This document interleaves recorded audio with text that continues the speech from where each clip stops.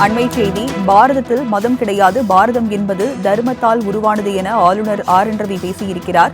சென்னை கிண்டி பன்மொழி பன்னாட்டு கருத்தரங்கில் ஆளுநர் இவ்வாறு பேசியிருக்கிறார். விவரங்களை செய்தியாளர் செலினா வழங்க கேட்கலாம்.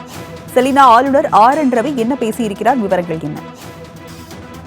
சென்னை கிண்டியில் இருக்கக்கூடிய ஆளுநர் மாளிகையில் பன்மொழி பன்னாட்டு கருத்தரங்கம் என்பது நடைபெற்று வருகிறது. இந்த கருத்தரங்கில் தமிழ்நாடு ஆளுநர் RN ரவி கலந்து கொண்டு பல்வேறு கருத்துக்களை முன்வைத்திருக்கிறார். குறிப்பாக இன்றைய கல்வி முறையில் நாம் பாரதம் என்றால் என்ன என்று நம் குழந்தைகளுக்கு சொல்வது இல்லை எனவும் இந்தியாவை தான் சொல்லி தருகிறோம் என்று குறிப்பிட்டிருக்கிறார். பாரதம் என்பது இந்தியாவை விட பெரியது எனவும் பாரதம் இந்தியாவை விட பழமையானது, ரிக்வேதத்தில் கூட பாரதம் எப்படி உருவானது என்று சொல்லப்பட்டிருப்பதாகவும் குறிப்பிட்டிருக்கிறார்.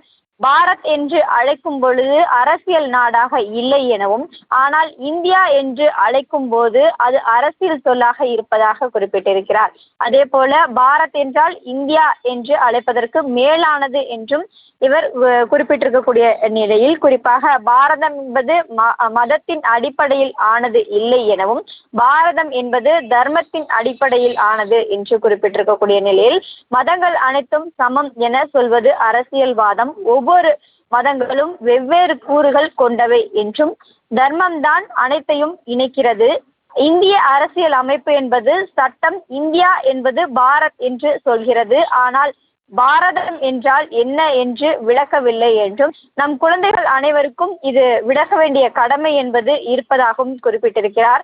பாரதம் என்றால் ஜாதி மதம் இல்லை எனவும், பாரதம் என்பது தர்ம நாடு என்றும், நாம் எல்லோரும் ஒரே குடும்பம் என்பதே பாரதம் எனவும் குறிப்பிட்டிருக்கிறார். பல்வேறு கருத்துக்களை இந்த மேடையின் மூலமாக இந்த நிகழ்ச்சியில் தெளிவுபடுத்தியிருக்கிறார். அதே போல மேடையில் உள்ள பேனரில் திருவள்ளுவருக்கு காவி உடை அணிவிக்கப்பட்டு பட்டை அடித்து பொட்டு வைக்கப்பட்டிருக்கிறதும் என்பதும் குறிப்பிடத்தக்கதாக பார்க்கப்படுகிறது.